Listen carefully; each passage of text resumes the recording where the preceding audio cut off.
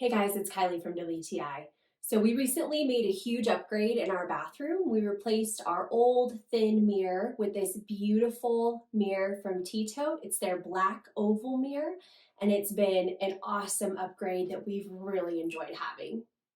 So the black oval mirror from TETOTE is 24 by 36, and it has a beautiful black matte frame around the mirror.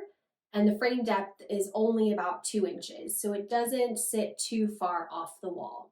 I was just so impressed by how sturdy this mirror was when I took it out of the box. I got this mirror in matte black, but it also comes in silver and gold, and they also have a smaller size as well.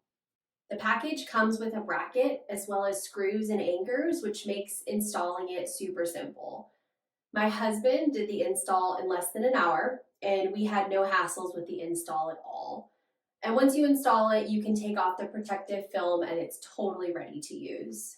So if you're looking to upgrade your bathroom mirror, I would highly suggest this TETOTE black oval mirror. It has been great for us. It was super easy to install, and that's my point of view.